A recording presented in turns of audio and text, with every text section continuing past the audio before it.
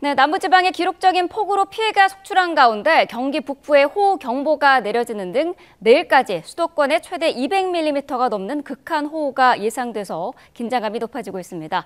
반기성 K웨더 예보센터장과 함께 자세한 내용 알아보겠습니다. 자, 센터장님 나와 계시죠? 네, 안녕하세요. 네. 자, 지금 경기 북부 그리고 강원 북부 내륙을 중심으로 호우특보가 발효가 됐습니다. 시간당 70mm 넘게 쏟아진 곳도 있는데 이 정도면은 체감상 어느 정도의 상황인 건가요? 실제로 이제 호우특보가 발령된 경기 북부 또 강원 북부 내륙을 중심으로 해서 현재 시간당 거의 50에서 70mm의 아주 매우 강한 비가 내리고 있는데요. 사실 우리가 기상청에서 호우특보 기준을 보면은 6시간 누적 강수량이 60mm 이상, 12시간 누적 강수량이 110mm 이상 예상될 때 호우지보가 발령이 되고 네. 6시간 누적 강수량이 90mm 이상, 12시간 누적 강수량이 180mm 이상 예상될 때 호우 경보가 발령이 되거든요. 그러니까 현재 경기 북부 쪽에 내리고 있는 강수량은 호우 경보 수준입니다. 엄청 많이 실제로 쏟아져 내리는 일종의 물폭탄 정도라고 보시면 되겠습니다. 네. 자, 파주 문산읍 같은 경우에는 오전 7시 기준으로 시간당 101mm 물폭탄이 관측되기도 했는데 이 정도면은 위험 지역에 머무는 주민들은 대피가 필요해 보이는데요. 어느 정도 위험한 걸로 보면 될까요? 저희들이 그 시간당 15mm 이상 비가 내리면 매우 강한 비가 내린다. 30mm 이상 내리면은 거의 자동차 와이퍼가 움직이질 않습니다. 그리고 시계가 아주 급속히 떨어지고요.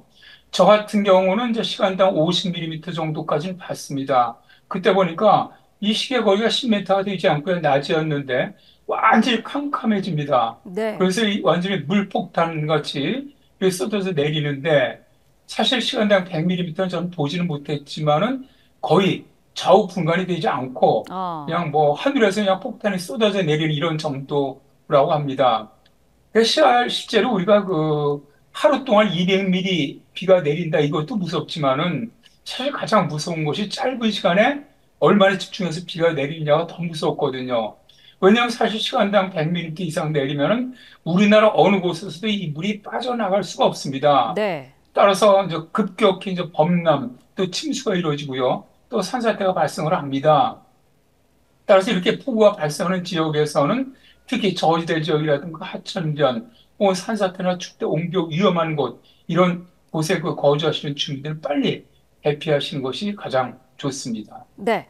수도권에는 호우 긴급 재난 문자가 이제 발령이 됐는데 올해 들어서 처음인 거죠? 수도권 같은 경우는 이제 작년에 시범 운영이 됐었고요. 올해는 이제 정식 지금 현재 운영이 되고 있고, 올해 이제 대구, 경북, 전남, 광주가 이제 시범 운영 중에 있습니다. 네. 그래 작년에 이제 6번이 발령됐었고요, 수도권에. 올해도 이미 경북 안동, 다음에 전남 진도라든가 이런 쪽으로 긴급 호우 재난 문자가 이미 발령됐었고요. 수도권에 들어서는 올해 처음으로 발령이 됐습니다. 네. 오늘 4시에 이제 경기도 파주시 군내면 진서면 지역으로 6시에 경기도 연천군 지역으로 호우 긴급 재난 문자가 발송이 됐는데요. 이것은 기상청에서 그런 호우 경보라든가 이거보다도 더, 더 많은 비가 내리기 때문에 정말 이거 긴급 문자로 보내는 것이죠.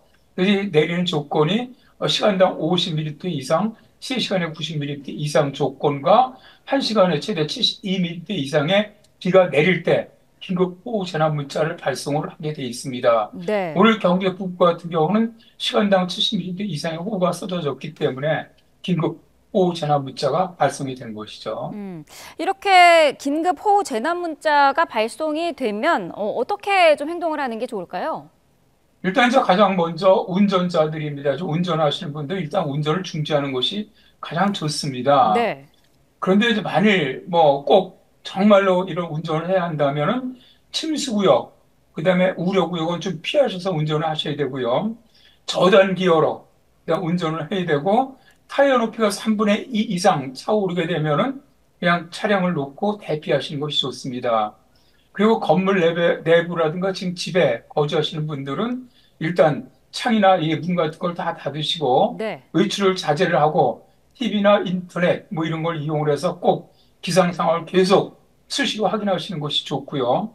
그 이전에 만약 시간이 있다면은 하수구라든가 배수로를 갖다 좀 점검을 해서 물이 역류되거나 침수 위험을 좀 방지해 주는 것도 좋겠죠. 근데 아까도 말씀드렸지만은 이 산사태라든가 축대 공격 위험 지역에 사시는 분들은 빨리 대피하시는 것이 가장 좋습니다. 네. 그다음에 이제 이런 보통 하천변이나 산사태 위험 지역, 개울가 지역 이런 데 나가시지 않는 것이 좋습니다. 급류에 휩쓸릴 수 있기 때문에 가급적 외출은 자제하시고 실내에 계시는 것이 가장 좋습니다. 네. 자, 지금 경기 북부에 호우특보가 내려진 상태인데 서울 같은 다른 수도권으로도 확대될 가능성이 크다고 보면 되겠죠?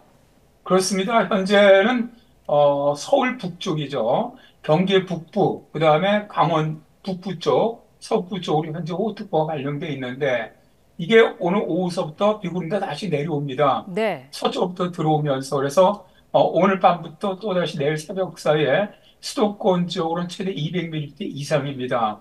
현재 기상청에서 예측하는 것보다 지금 계속 비가 더 많이 내리고 있거든요. 네. 시간당 강수량도 그렇고 총량도 그렇기 때문에 오늘 밤부터 내일 새벽 사이에는 최소한 수도권 쪽으로는 200mm 이상 또 시간당 어. 30에서 70mm 이상의 아주 강한 호우가 내릴 것을 예상을 하고 네. 미리 꼭 좀 대비를 했으면 좋겠습니다. 네. 최근 들어서 짧은 시간에 물폭탄이 쏟아지고 있는데 그런 만큼 호우 대비 방식도 좀 바뀌어야 되는 거 아니냐 이런 지적이 있거든요. 어떻게 보시나요? 일단 이러한 짧은 시간에 최근같이 이제 특히 아주 긴급호우, 극한호우라고도 우리가 얘기를 하는데 네. 이런 것들이 발생을 하면은 아주 짧은 시간에 침수라든가 범람, 그다음에 산사태가 발생을 합니다. 그래서 이런 것들이 예상될 때는 미리 안전한 곳으로 대피하시는 것이 가장 중요합니다. 네. 그러니까 우리가 이 재난이 발생할 때 제일 중요한 게 뭐냐면 대피하는 것이거든요. 미리 피해가 덜 있는 곳으로 대피를 하시는 것이 좋고, 다음에 계속 말씀을 드리지만 저지대라든가 산사태라든가 축대 옹벽, 붕괴가 위험한 지역, 이런 지역은 미리 좀 대피를 하시고 특히 하천이라든가 강 이런 데는 접근하지 않는 것이 좋고요. 가정에서는 좀 비상용품을 미리 준비를 했다가 위험하면 바로 그걸 들고 대피하시는 것이 좋고요. 특히 이런 재난에 가장 취약한 분들이 어르신들이나 장애인들입니다. 네. 이런 분들은 주변이라든가 이런 데서 미리 좀 항상 확인을 하시고 대피할 때 꼭 같이 대피하시는 것이 좋겠네요. 네. 앞서 남부지방에도 그제밤부터 기록적인 폭우가 내렸는데 극한 호우 이런 표현까지 등장을 했습니다. 어느 정도 쏟아진 겁니까? 실제로 어제 전남 해안 지역으로 아주 호우가 집중이 됐었죠. 네. 진도군에는 시간당 103.5mm, 한 시간에 지금 올해는 지금 장마전이 걸치는 곳에서는 다 시간당 100mm 이상의 강수를 지금 보이고 있습니다. 이 정도는 엄청난 극한 호우라고 볼 수가 있거든요. 해남군 같은 경우도 시간당 78mm 이상이 내렸고요. 이런 것들은 지금 기존 강수량 기록을 보면 대개 한 200년 만에 호우 기준을 지금 넘어섰다라고 기상청은 발표를 하는데 네. 대개 시간당 30mm 이상이면은 경보에 해당이 되고요. 시간당 50mm 이상이 되면 극한 호우에 해당이 됩니다. 따라서 최근에 이런 발생했던 남부지방에 발생했던 것도 극한 호우의 경우라고 할 수가 있습니다. 네.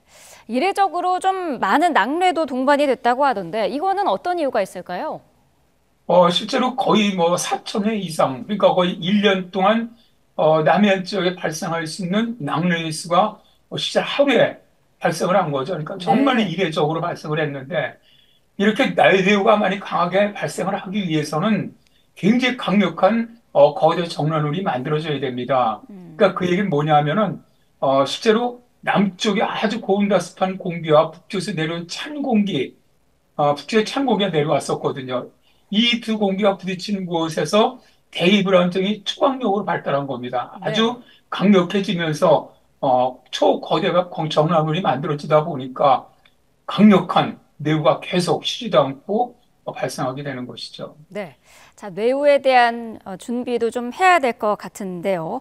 아무래도 좀 이렇게 비가 많이 내리면 집안이 약해져서 산사태 가능성에도 주의를 기울여야 할 것 같은데 지금 뭐 수도권, 충청, 강원에는 경계 단계가 발령 중이에요. 어떻게 보고 계시나요?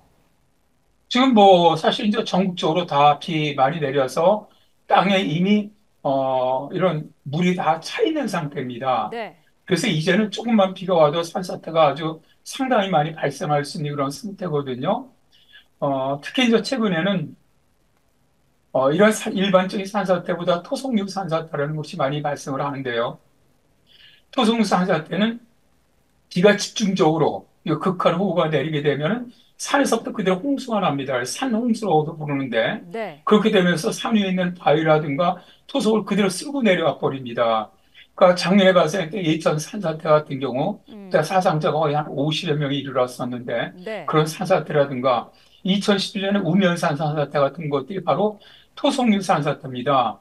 그래서 전체적으로 땅이 스레이딩 돼서 미끌려 내려오는 경우는 오랜 기간이 필요한데 이런 토속 유산자들은 아주 짧은 시간에도 발생할 가능성이 높거든요.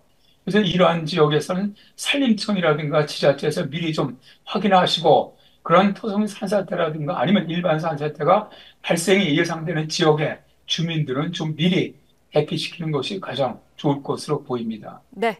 자, 반기성 K워더 예보센터장과 자세한 내용 알아봤습니다. 오늘 말씀 감사합니다. 네, 고맙습니다.